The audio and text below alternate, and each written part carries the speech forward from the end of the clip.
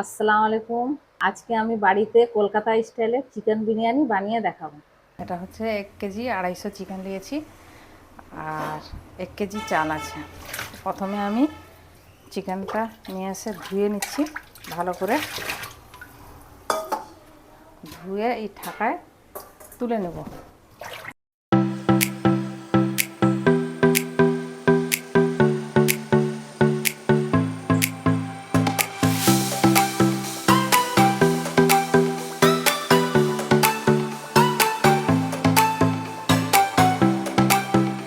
করছি দেখে নেব।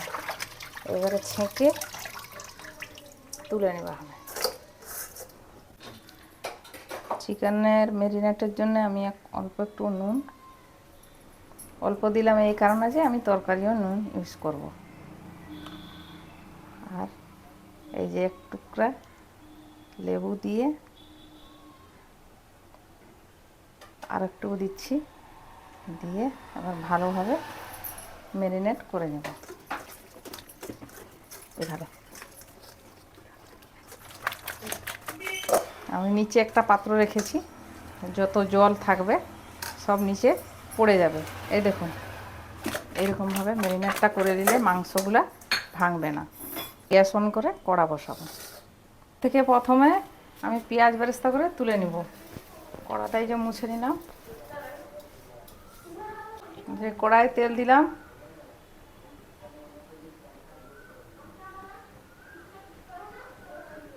এই দুটো বড় সাইজের পেঁয়াজ নিয়ে এরকমভাবে আমি কুচি করে নিয়েছি। এগুলো বেরেস্তা করে তুলে নিব। তেল আমার গরম হয়ে গেছে, এবার আমি পেঁয়াজগুলো ছেড়ে দিই।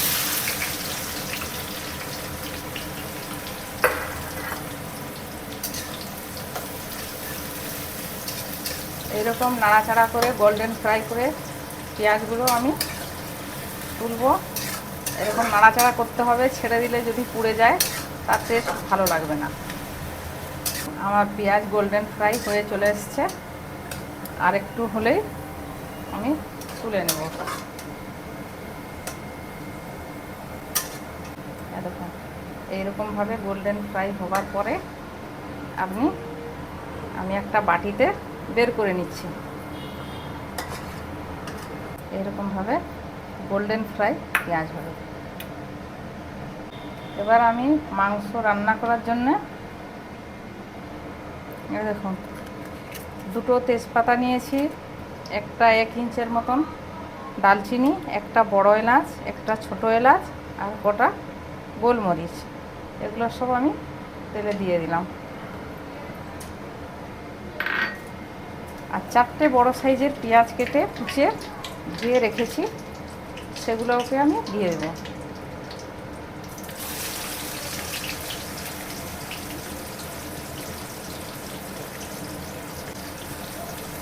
এগুলো গোল্ডেন ফ্রাই হওয়া পর্যন্ত একে পেঁয়াজ ভাজবো।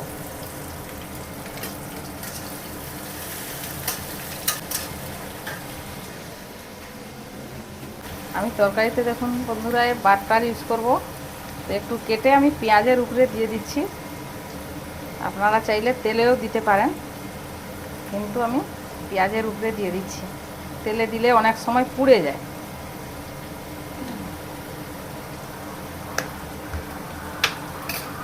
পোড়া বাটারটা আমাদেরকে ভালো লাগে না বলে আমরা দিইনি। আপনারা চাইলে তেলেও দিতে পারেন। বাটার দিলে বিরিয়ানির টেস্ট ভালো হয়।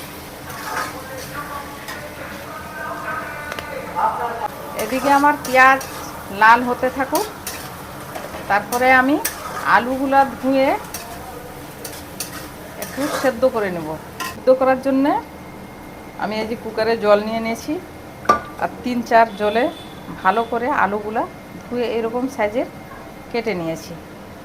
কেটে নিয়ে হালকা বয়েল করে নেব নুন আর ফুড কালার দিয়ে। আমি দেখুন এই কালারটা ইউজ করছি, এটাই খুব সুন্দর কালার আসে।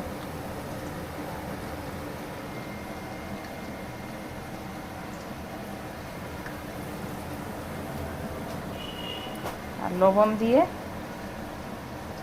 বয়েল করে নেব, সিটি লাগাবো।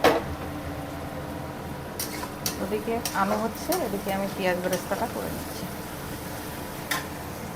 এই দেখুন পেঁয়াজটার কালার এইরকমভাবে হলে এবারে একে আমি, এটা হচ্ছে আদা রসুন বাটা, আদা রসুন একসাথে আমি বেটে নিয়েছি। তার মধ্যে আমি পরিমাণ মতন দেখে ইউজ করবো। আমি এতে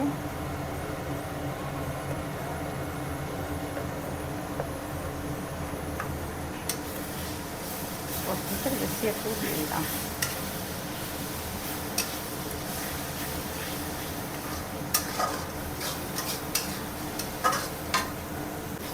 আদা রসুন দেওয়ার পরে আমি 1 মিনিটের মতন এরকম নাড়ে চাড়ে মশলাটাকে একটু কষে নিলাম।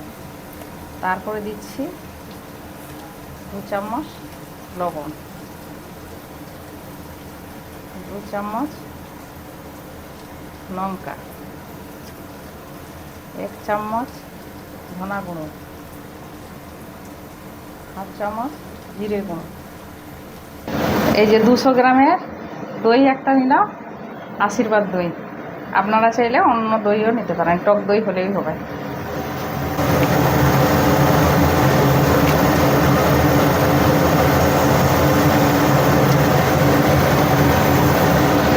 এদিকে আমি ঢাকনা খুলে খুলে দেখব মশলাটা পুড়ে না যায়। ভালো করে মশলাটা কষানো হয়ে গেলে দেখছেন বন্ধুরা কীরকম তেল এরকম ভাজা হবে, মশলা উপরে এরকমভাবে তেল দেখতে পেলে তখন মশলাটা প্রায় ভেজে চলে এসছে। আঁচটা একটু মিডিয়াম টু লো ফ্লেমে রাখছি, রেখে ঢাকা দিচ্ছি। আর দইটা আমি একটা ছোট্ট চামচের সাহায্যে এই যে ফেটে নিচ্ছি। দইটা ফেটে সব সময় মনে রাখবেন, দইটা ফেটে ইউজ করতে। এমনি দইটা দিলে তরকারি ফাটা ফাটা দই লাগে, ভালো লাগে না। এরকম ফেটিয়ে আমি মশলাতেই ইউজ করব।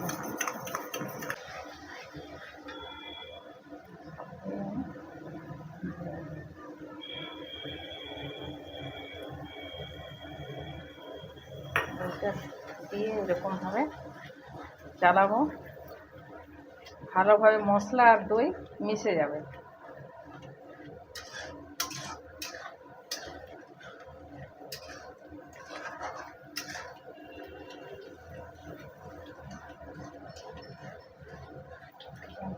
এরকমভাবে মশলাটা ভালোভাবে কষে নেবেন, যাতে মশলা কাঁচা গন্ধ না থাকে।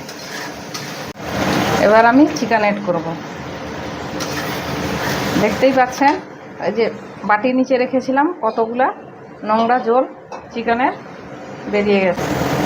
একে একে মাংস দিয়ে দিলাম, দিয়ে একটু নিচে উপর করব।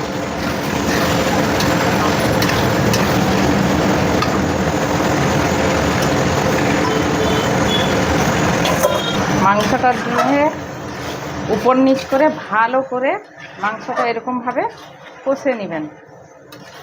মশলাটা যেন নিচে না বসে, একটু পুড়ে গেলে বন্ধুরা বিরিয়ানিটা টেস্ট ভালো হবে না।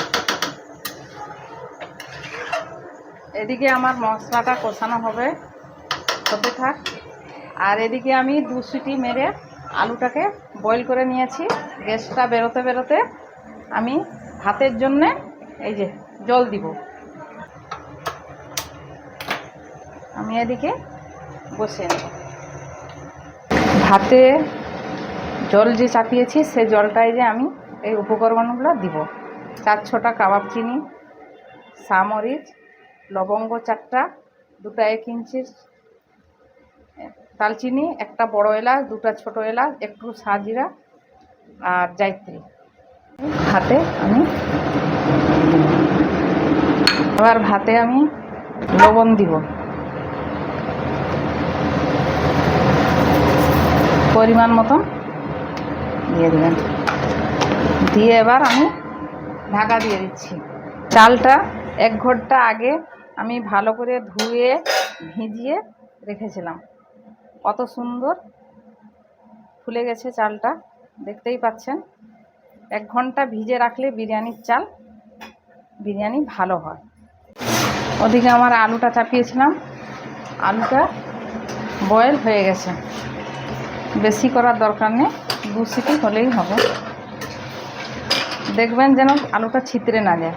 দেখছেন বন্ধুরা কত সুন্দর কালার, আমি আপনাদেরকে তুলে দেখাচ্ছি। এরকম করে একে একে আলু আমি একটা ঝুড়িতে বের করে নিচ্ছি। ঢাকনা খুলে দেখেন বন্ধুরা, এইরকমভাবে গরম হয়ে গেলে চালটা আমি এই যে ধুয়ে ছেঁকে রেখেছি, এই যে দিয়ে দেব।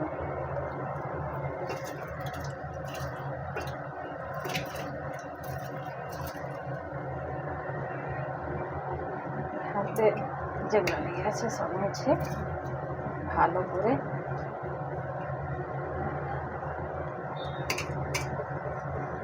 এই যে মাংসটা এরকমভাবে কষা হলে আমি গরম মশলা 1 টেবিল চামচ দিয়ে দিলাম।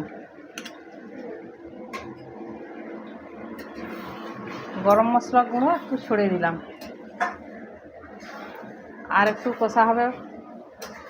দেখতেই পাচ্ছেন কত সুন্দর কষা হয়ে গেছে। ঢেকে ঢেকে এইভাবে 5-10 মিনিট কষে নেবেন ভালোভাবে। দেখুন বন্ধুরা, এইরকমভাবে আমার কোরমা রেডি হয়ে গেল।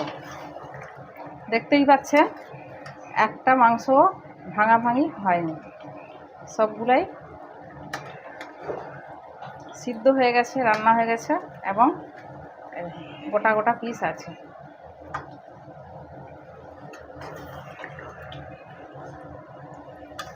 এবার আমি এটা নামিয়ে নেব। আমাদের ভাত ফুটে চলে আসছে। এইভাবে হলেই একটু আমি এখানে দিয়ে দিচ্ছি সাদা তেল,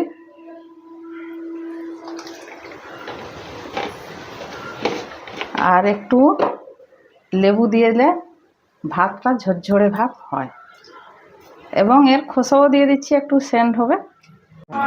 দেখেন দেখেন বন্ধুরা, এবার আমার ভাত হয়ে গেছে। এরকমভাবে থাকবে, এই দেখেন এরকম। বেশি নরম করলে ভেঙে যাবে, দেখেন কোনো নেই, ভাত আমার হয়ে গেছে। এবার আমি ভাতটা ছেঁকে নেব। এবার আমি আলুগুলো লাল করার জন্য একটা কড়া বসালাম। এবার গ্যাসটা অন করলাম। এবার কড়াই আমি, আমার তেল ছিল কড়াটায়, আরও একটু দিয়ে দিচ্ছি। তেল গরম হয়ে গেছে। এই যে আলুগুলো একটু হালকা ফ্রাই করে নেব। একসাথে সবগুলো ডালবো না, এই 4টে করে এরকমভাবে উল্টে পাল্টে আমি ফ্রাই করে নেব।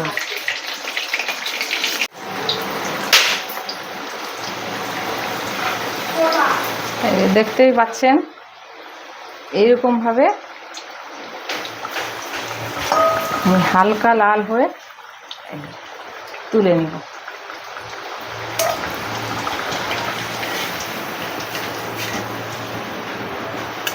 এই যে এবার আমি বিরিয়ানির ভাতটা হয়ে গেছে, মাংস তরকারিটা হয়েছে, এই যে আলুটা লাল লাল ভেজে নিয়েছি, এটা গরম মশলার গুঁড়ো, এটা গোলাপ জল, কেওড়া পানি, মিঠা আতর, আর একটু ফুড কালার, পেঁয়াজ বেরেস্তা, আলু বোখারা, নারকেলের গুঁড়ো আর ঘি। এবার আমি যে আলুটা বয়েল করছিলাম তারই জলটা দেখুন, এটাই আমি ইউজ করব। আপনারা চাইলে দুধ দিয়ে ইউজ করতে পারেন, আমি জল দিয়ে দিই। এই আলুর জলটা আমি এটা দিয়ে দিলাম, তারপরে এই যে ঘি দিলাম, নিচনে আমি ভাত দিলাম।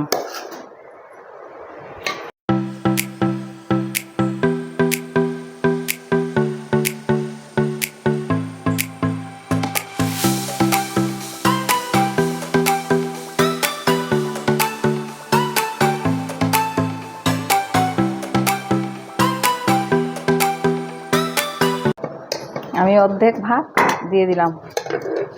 তারপরে দিচ্ছি আলু,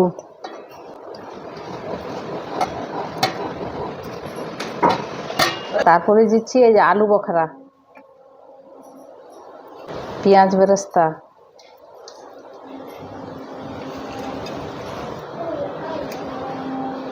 নারকেলের গুঁড়ো, গুঁড়ো,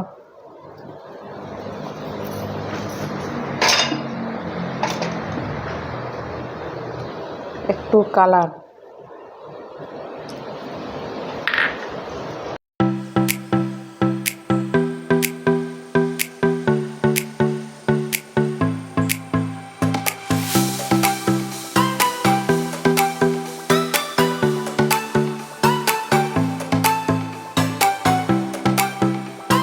তারপরে এই যে যে ভাতটা আছে আমি সবগুলো দিয়ে দিচ্ছি।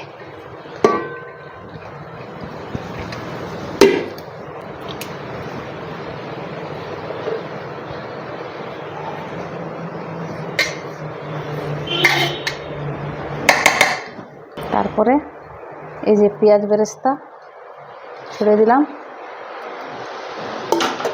একটু নারকেল গুঁড়ো ছিল তাও দিয়ে দিচ্ছি, একটু গরম মশলার গুঁড়ো, গোলাপ জল, কেওড়া পানি, মিঠা আতরে মিশ্রণ। এবার উপর থেকে আমি ঘি দিয়ে দিচ্ছি। এবার আমি 5 মিনিট দম দিব। উঠে গেছে, দেখেন আমার ভাত উঠে গেছে। এইভাবে ভাপ উঠে গেলে নামিয়ে নিই।